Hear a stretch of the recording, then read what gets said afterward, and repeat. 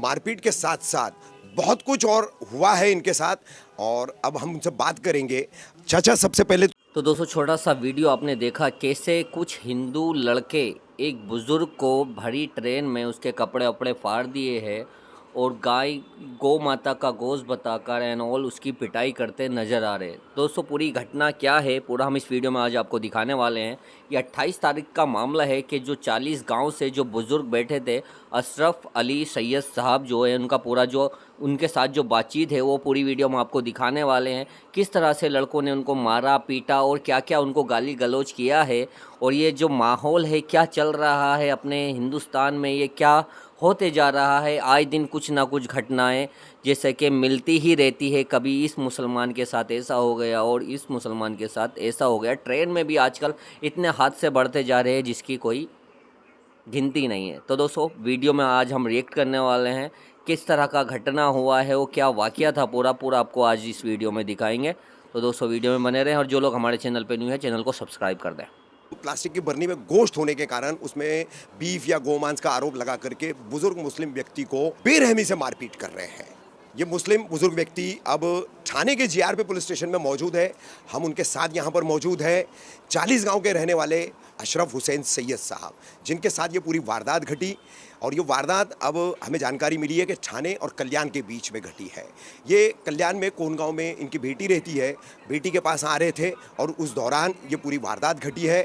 किस तरह से ये शुरुआत हुई थी, कैसा पूरा मामला पेश आया, किस तरह से इन बुजुर्ग अशरफ हुसैन सैयद को इस पूरे आतंकियों के झुंड ने टारगेट किया, क्यों कर किया, और इतना ही नहीं, मारपीट के साथ साथ बहुत कुछ और हुआ है इनके साथ, और अब हम उनसे बात करेंगे।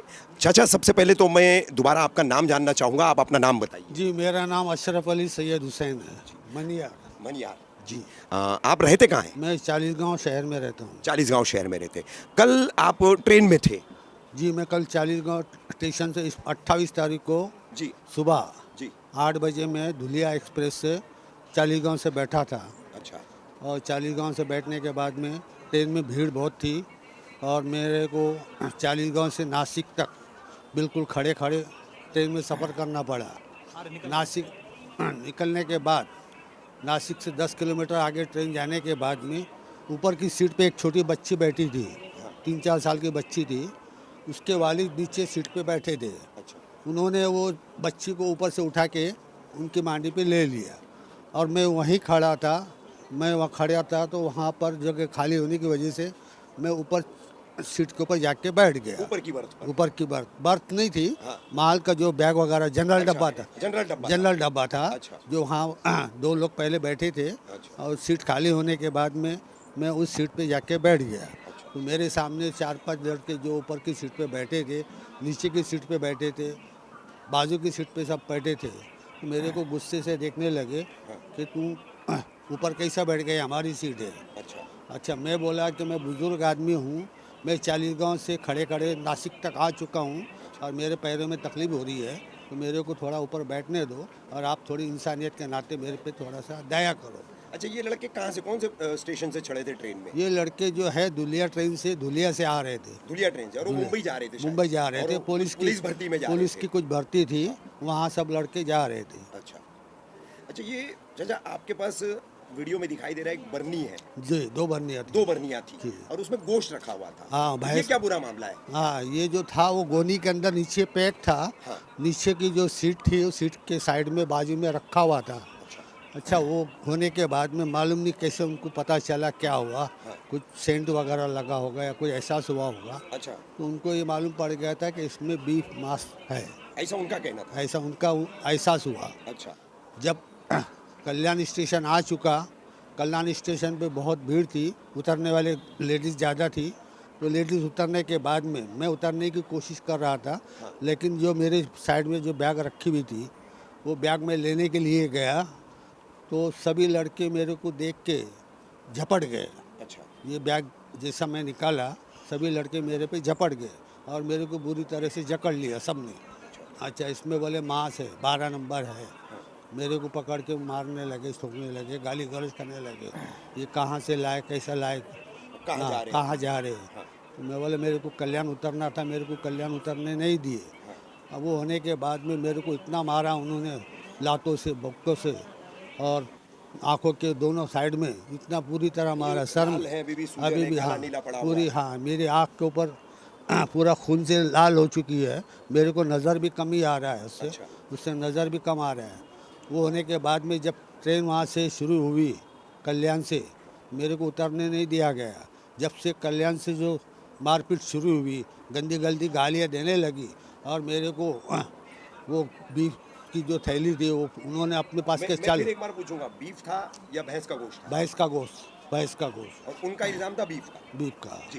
जी, पूरा भैंस का गोश्त था। अच्छा। अच्छा, एक, फिर कल्याण से आगे आपको उतरने नहीं मिला, आगे क्या हुआ? हाँ, कल्याण से उतरने नहीं मिला। मेरे को पूरा मारपीट किए, मेरे साथ में इतना गंदी गलौज का गाली गलौज किया, और उसके अलावा इतना बुरी कुछ छीना तरह, झपटी लूटमार भी हाँ, की गई? लूट मार भी की। मेरे कपड़े फाड़ दिए। मेरे जेब में 2800 रुपया था। अच्छा। 500 की 5 नोट थी, और 100 की 3 नोट थी। अच्छा। मेरे साथ में वो पैसे भी उन्होंने छीन लिया मेरे पास से। मेरा मोबाइल भी छीन लिया। अच्छा। और मेरा, हाँ, स्विच ऑफ करके मोबाइल देख कर रहे हो हाँ, वीडियो मेरे में, को तो मोबाइल ले मोबाइल, लिया आपका मेरे उन्होंने। पास से मोबाइल ले लिया। यानी रॉबरी हो गई है एक हाँ, तरह से। अच्छा, मोबाइल लेने के बाद में मेरे को बोला इसका लॉक खोलो। मेरे से लॉक खुलवाया, और लॉक खुलवाने के बाद में उन्होंने सोशल मीडिया पे मेरी पूरी शूटिंग ली, और वो पूरी शूटिंग वायरल भी कर दी? मेरे मोबाइल से ही वायरल कर दी। अच्छा। जिस वक्त वहाँ कल थाना स्टेशन आया, मैं थाना स्टेशन में अपनी जान बचा के स्टेशन से मैं उतरने की कोशिश किया। मेरे को उतरने नहीं दे रहे थे। इस सफ़र के दौरान कोई लड़के ऐसे बोल रहे थे कि इसको चालू ट्रेन के अंदर से इसको फेंक दो, इसको काट डालो, इसको फेंक दो, इसका माँ से ये भी फेंक दो। मेरे को बार बार कोशिश कर रहे थे, वो गेट तक मेरे को लेके गए, लेकिन कुछ लोग थे समझदार, अरे नहीं बाबा, ये बुजुर्ग आदमी है, उसके ऊपर थोड़ा दया करो। बार बार मेरे को दरवाजे के पास ला रहे थे, और लाने के बाद में मेरे को फेंकने की कोशिश कर रहे थे, लेकिन कुछ लोगों ने उसको रोका।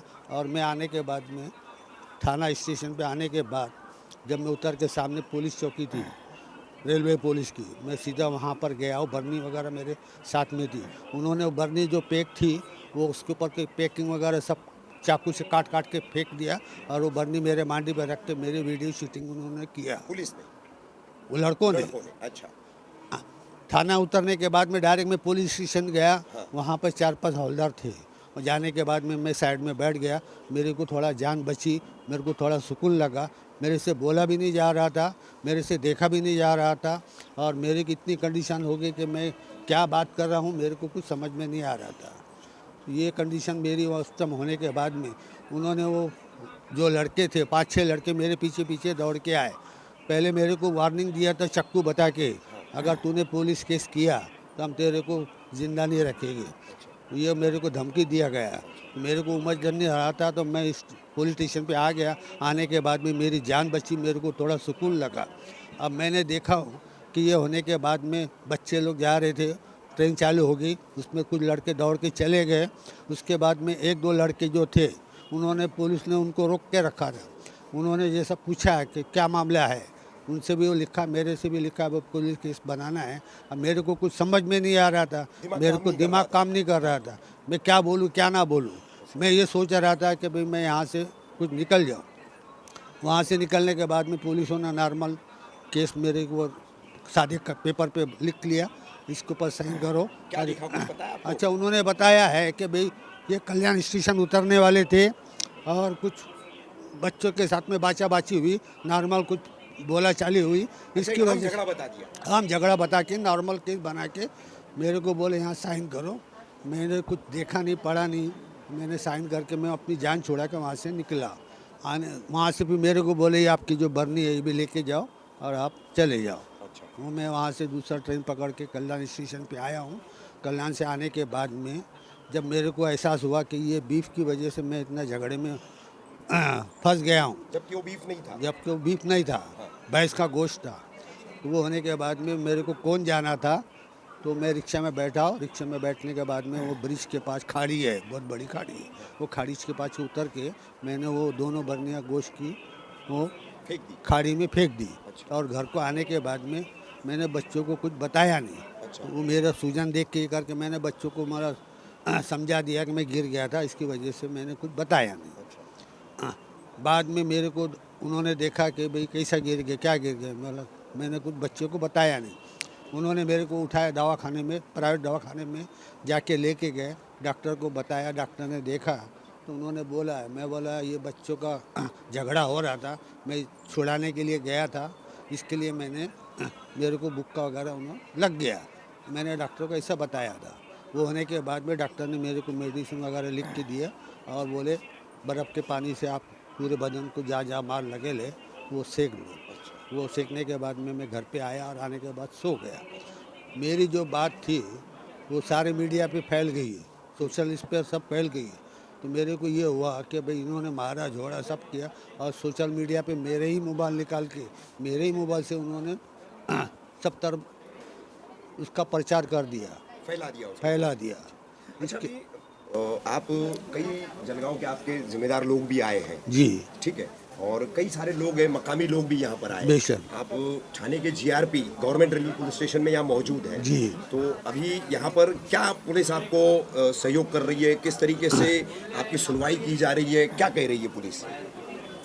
उन्होंने देखा कि मामला सब मीडिया सोशल मीडिया पे सब भी मामला चल रहा था, तो पुलिस ने मेरे लड़के को फ़ोन किया,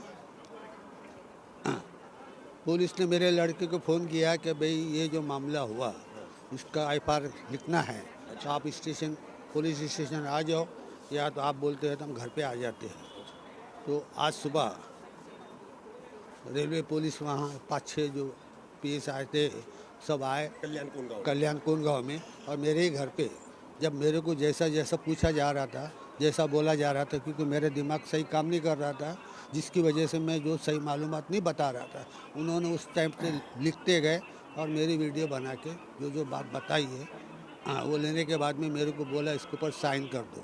अच्छा मुझे कुछ मालूम नहीं। यानी कि ये कहा जा सकता है कि जो आपकी सही शिकायत थी जी। वो नहीं ली नहीं है, और जो भी आपने अपने मानसिक तनाव में हाँ। अपने बिल्कुल एकदम जख्मी हालत में बेशक। आपने जो भी बातें ऊंच नीच करके बोली है उस पर आपका दस्तखत ले लिया। ठीक। तो दोस्तों जैसा कि आपने वीडियो देखा कि कैसे एक लाचार और एक बुजुर्ग आदमी के साथ इस तरह का जुर्म किया गया है, क्या शोभा देता है कुछ लोगों को। इस तरह के नफरती लोग इस देश में कहां से आ रहे हैं और क्यों आ रहे हैं और क्यों बढ़ते जा रहे हैं, इस पर आपकी क्या राय है कमेंट करके ज़रूर बताएं। मिलते हैं नेक्स्ट वीडियो में। और इस तरह के जो काम करते हैं वो इंसान ये ना सोचे कि मैं अपने धर्म का बहुत बड़ा वो हूँ। तो कभी भी आप ये याद रखें, किसी का भी धर्म ये नहीं सिखाता कि कोई भी धर्म के इंसान के ऊपर जुल्म किया जाए। तो किसी का भी धर्म ये नहीं सिखाता कि एक लाचार इंसान पे या किसी भी इंसान पे जुल्म किया जाए। तो आप अगर इस तरह का काम कर दे तो आप सोच लो कि आप खुद अपने धर्म को मानने वाले नहीं हो, कि आपसे बड़ा बेकार इंसान कौन होगा इस दुनिया में जो धर्म के नाम पे इस तरह के काम कर रहा है। दोस्तों